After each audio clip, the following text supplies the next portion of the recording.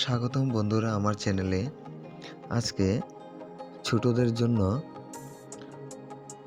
একটি রচনা পাঠ করব, যা তৃতীয় চতুর্থ শ্রেণীর জন্য খুবই কাজে আসবে। তো যারা এই চ্যানেলে নতুন, অবশ্যই চ্যানেলটিকে সাবস্ক্রাইব করবেন। ভিডিওটি শুরু করা যাক। আমাদের বিদ্যালয়ের নাম ড্যাশ। এখানে বিদ্যালয়ের নাম লিখবেন। বিদ্যালয়টি ড্যাশ শহরের প্রাণকেন্দ্রে অবস্থিত। এখানে আপনাদের শহরের নাম লিখবেন।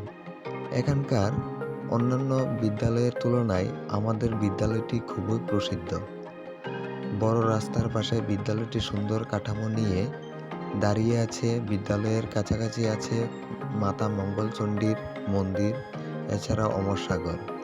এই মাতা মঙ্গলচণ্ডীর মন্দির এবং অমর সাগরের বদলে আপনি আপনাদের এলাকার যে কোনো প্রসিদ্ধ জায়গার নাম দিতে পারেন। আমাদের বিদ্যালয়টি হলো দ্বিতল পাকা বাড়ি। বিদ্যালয়ের প্রধান শিক্ষকের কক্ষ, শিক্ষকদের কক্ষ, অফিস ঘর, লাইব্রেরি এগুলি বাদ দিয়েও আরও অনেকগুলো কক্ষ রয়েছে। বিদ্যালয়টি ড্যাশ শ্রেণী থেকে ড্যাশ শ্রেণী পর্যন্ত। এখানে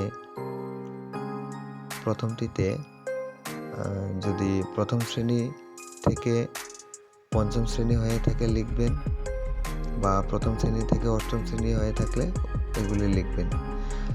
এই বিদ্যালয়ে একজন প্রধান শিক্ষক সহ ড্যাশ জন শিক্ষক শিক্ষিকা রয়েছেন।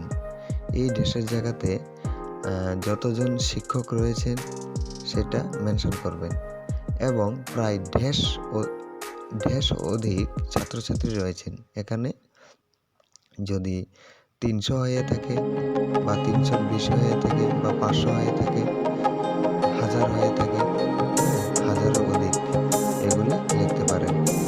বিদ্যালয়টিতে আছে একটি ফুলের বাগান, আছে খেলাধুলা করার জন্য একটি বড় মাঠ। এছাড়া আমাদের বিদ্যালয়ে ছাত্রছাত্রীর জন্য ছাত্রাবাসও রয়েছে। বিদ্যালয়ের পুরস্কার, শিক্ষক দিবস, সরস্বতী পূজা, স্বাধীনতা দিবস,